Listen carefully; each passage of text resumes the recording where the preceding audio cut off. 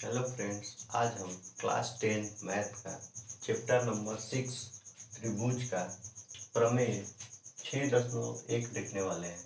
क्योंकि इस प्रमेय को थेल्स ने दिया था, इसलिए हम इस प्रमेय को थेल्स प्रमेय भी कहते हैं। ठीक है, तो आइए देखते हैं थेल्स प्रमेय का स्टेटमेंट क्या कहता है। तो थेल्स प्रमेय का स्टेटमेंट कहता है कि यदि किसी त्रिभुज की एक भुजा के समांतर अन्य दो भुजाओं को भिन्न भिन्न बिंदुओं पर प्रतिच्छेद करने के लिए एक रेखा खींची जाए तो अन्य दो भुजाएं एक ही अनुपात में विभाजित होती है।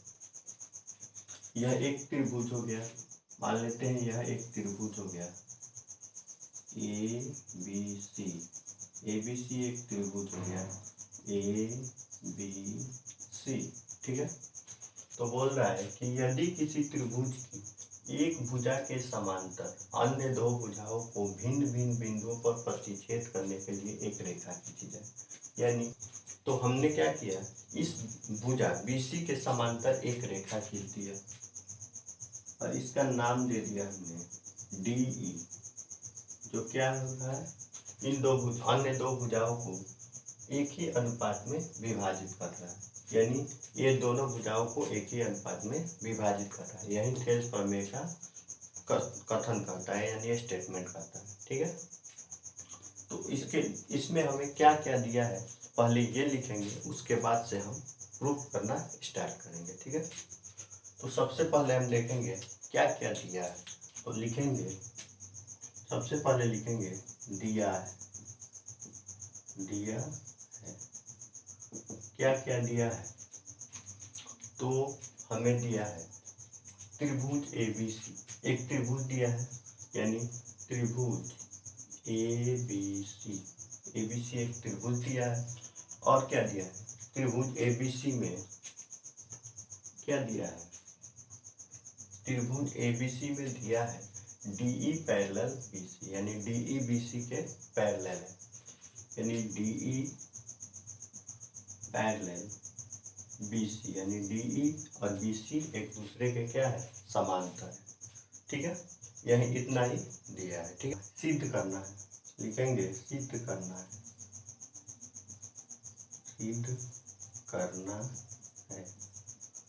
क्या सिद्ध करना है,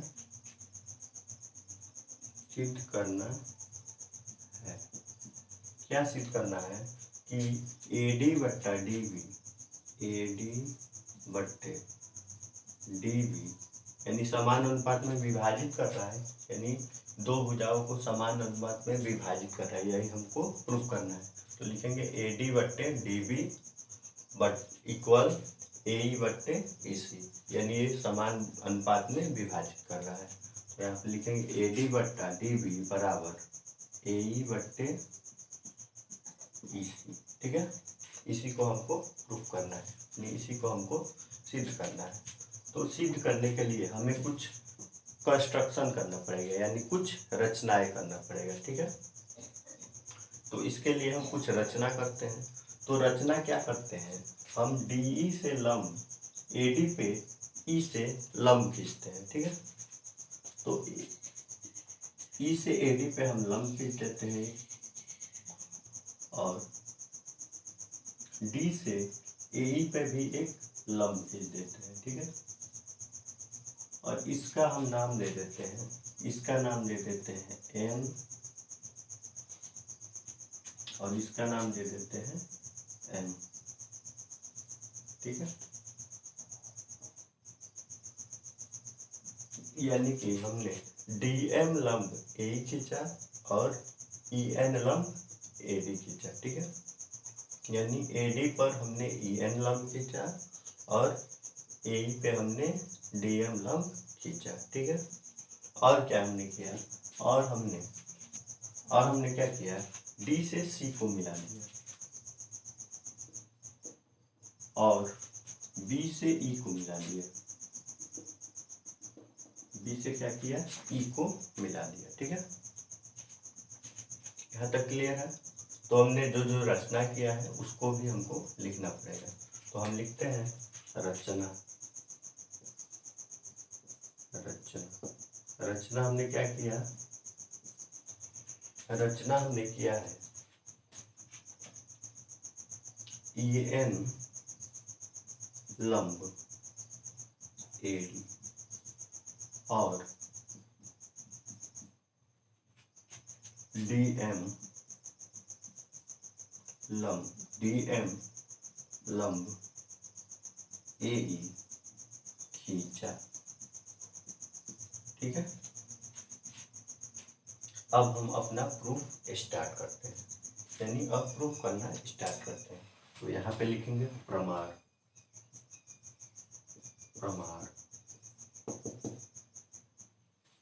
यानी एक साइड का क्षेत्रफल निकाल लेंगे, फिर दूसरे साइड का क्षेत्रफल निकाल लेंगे, यानी कि ADE त्रिभुज ADE प्लस DEB इस तरह का इधर का क्षेत्रफल निकाल लेंगे और इधर का ADE और DEC इन दोनों त्रिभुज का क्षेत्रफल निकालकर दोनों को सॉल्व करेंगे तो हमें थेस प्रमेय प्रूफ हो जाएगा। ठीक है, तो आइए सबसे पहले हम ADE त्रिभुज ADE का क्षेत्रफल निकालते हैं। तो त्रिभुज ADE का क्षेत्रफल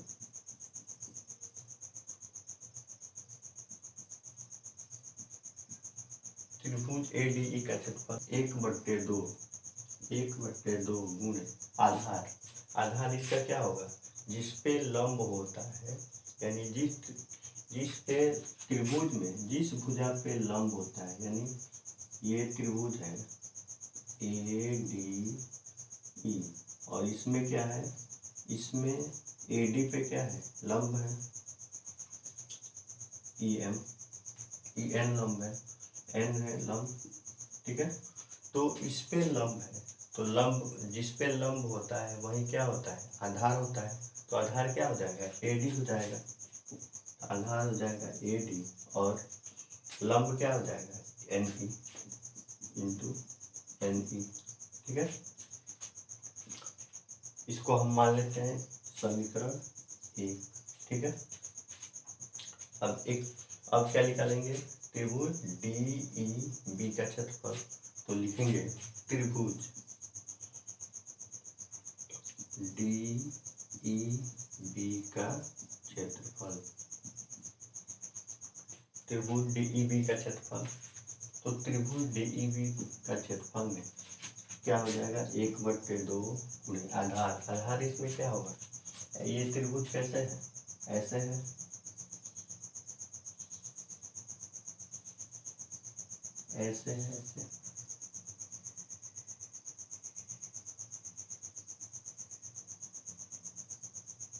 ऐसे है। तो इसका ये है D, ये है B और ये है E। ठीक है, तो इसमें आधार क्या होगा और इस पे लंब क्या होगा।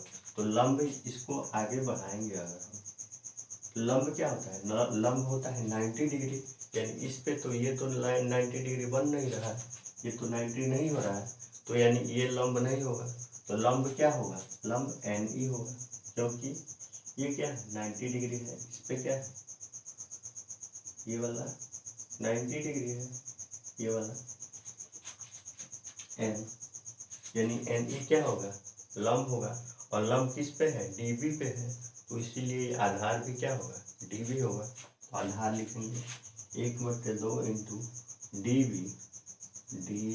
इंटू आधार ऊंचाई, और ऊंचाई क्या हो जाएगा, NE। इसको मान लेते हैं इक्वेशन 2। ठीक है,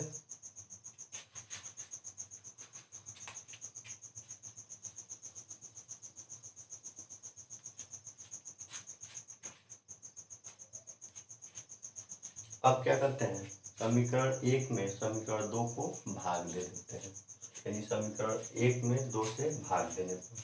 तो यहाँ पे लिखेंगे समीकरण 1 में समीकरण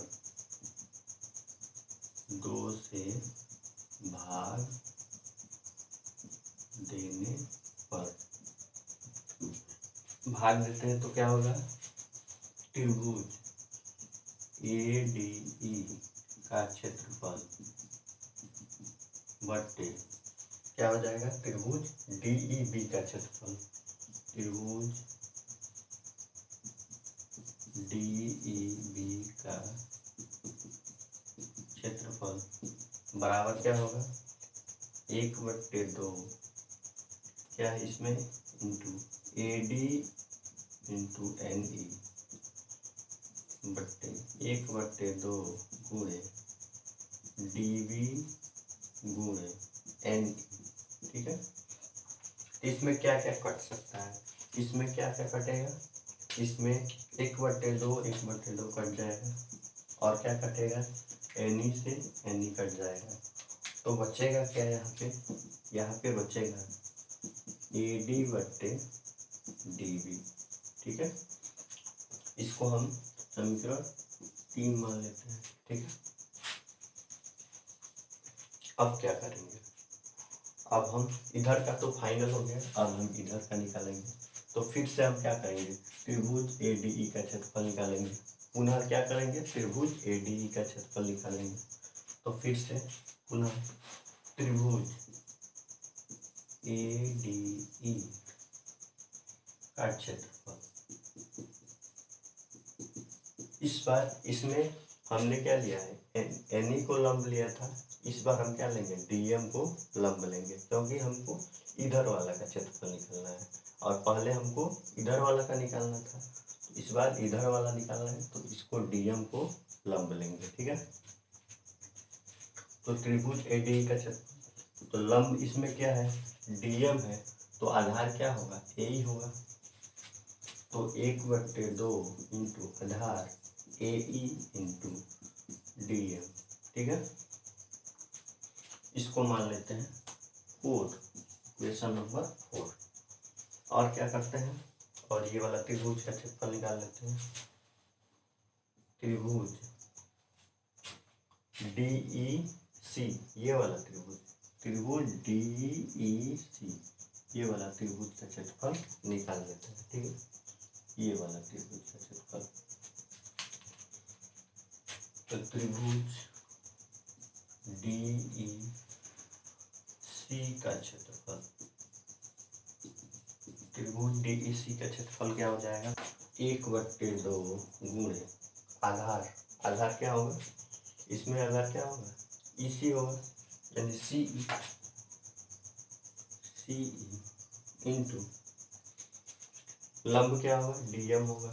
क्यों होगा, क्योंकि हमने पहले ही बताया है, ऐसे है त्रिभुज, ऐसे त्रिभुज है, तो ये तो लंब होगा नहीं,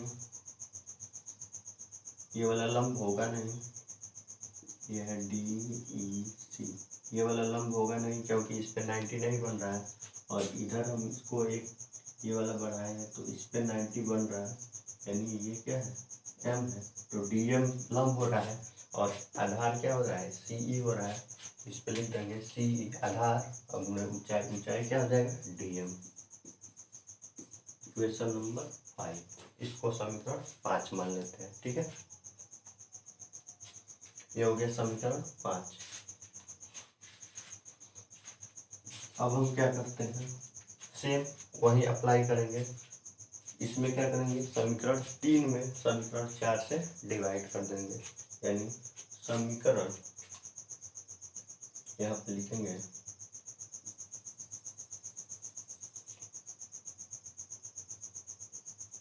समीकरण 3 में समीकरण 4 से भाग देने पर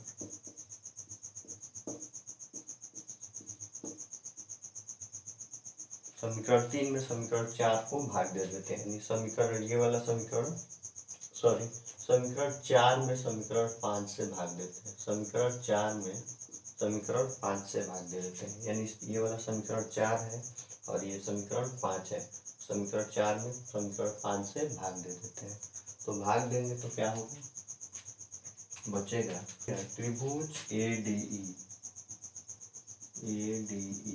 का क्षेत्रफल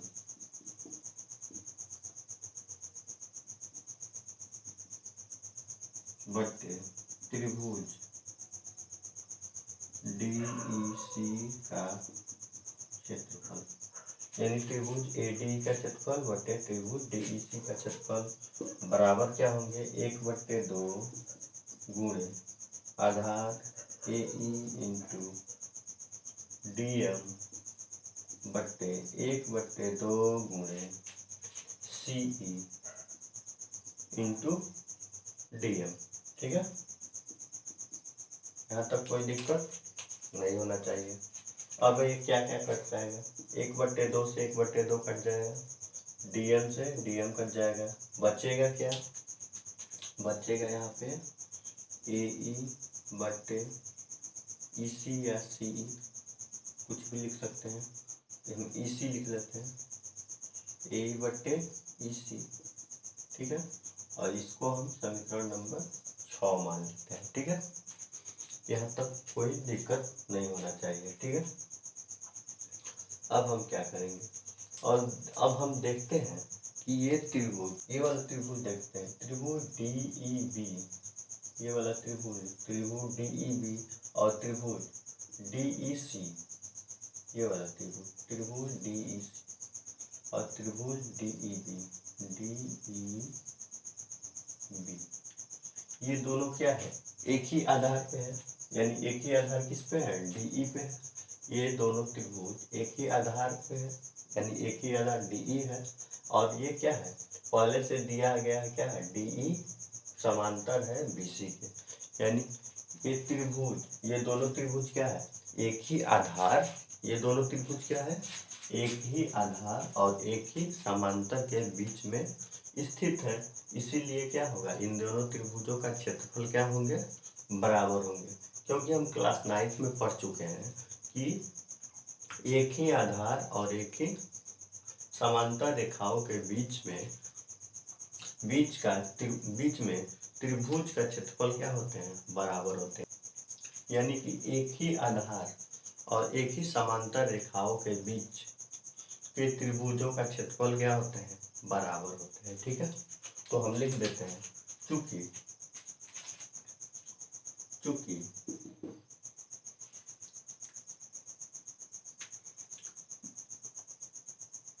त्रिभुज DEB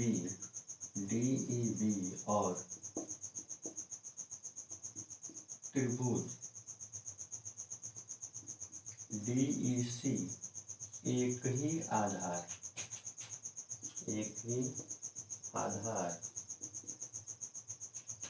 आधार क्या है इसका, BC, एक ही आधार DE और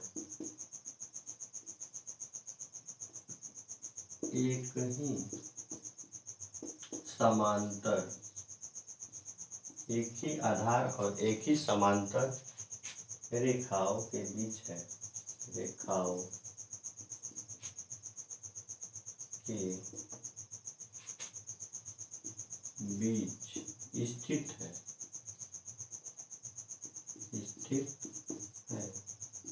इसीलिए क्या होगा, त्रिभुज ABC का क्षेत्रफल, त्रिभुज, इसलिए क्या होगा, त्रिभुज DEB का क्षेत्रफल बराबर होगा त्रिभुज DEC का क्षेत्रफल। ठीक है, इसलिए क्या हो जाएगा, ये दोनों त्रिभुजों का क्षेत्रफल क्या होगा, बराबर होगा, क्योंकि ये दोनों एक ही आधार और एक ही समांतर रेखाओं के बीच में स्थित है। ये दोनों त्रिभुज एक ही आधार और एक ही समांतर रेखाओं के बीच में स्थित है, इसलिए दोनों त्रिभुजों का क्षेत्रफल क्या होगा, बराबर होगा। ठीक है, तो इन दोनों का नीचे वाला क्या हो गया, बराबर हो गया, यानी समीकरण, अब हम क्या लेंगे, समीकरण 3 और 6 से, समीकरण 3 और 6 से क्या हो जाएगा, समीकरण 3 और 6 से क्या हो जाएगा, त्रिभुज ADE का क्षेत्रफल बटे त्रिभुज डीईबी का क्षेत्रफल, त्रिभुज डीईबी का क्षेत्रफल बराबर होंगे त्रिभुज एडीई का क्षेत्रफल बटे त्रिभुज डीईसी का क्षेत्रफल। दोनों का LHS बराबर हो गया, यानी समीकरण 3 और 6 में दोनों का LHS बराबर हो गया, तो RHS भी क्या होंगे, बराबर होंगे, यानी दोनों का बाया पक्ष बराबर हो गया, तो दाया पक्ष भी क्या होंगे, बराबर होंगे। तो यानी कि AD बट्टे DB और AE बट्टे EC भी क्या होंगे, बराबर होंगे, क्योंकि इन दोनों का LHS ADE का क्षेत्रफल बट्टे DEB का क्षेत्रफल और इधर ADE का क्षेत्रफल और बटे DEC का क्षेत्रफल दोनों क्या होंगे, बराबर हो गए। तो इसीलिए क्यों बराबर होंगे, क्योंकि ये वाला त्रिभुज का क्षेत्रफल बराबर हो गया और ऊपर वाला बराबर है, ये है, इसीलिए दोनों बराबर होंगे और इन दोनों बराबर हो गए और में सिद्ध हो गया, यानी AD बट्टे DB LHS बराबर हो गया, तो RHS भी क्या हो गया, बराबर हो गया। तो AD बट्टे DB बराबर क्या होंगे, AE बट्टे EC। तो हम लिख देते हैं AD बट्टे DB बराबर हो गया AE बट्टे EC, AE बट्टे EC, और यही हमको क्या करना था, सिद्ध करना था। तो क्या हो गया, प्रमाणित हो गया, प्रमाणित। ठीक है, तो आज के लिए इतना ही। Thank you.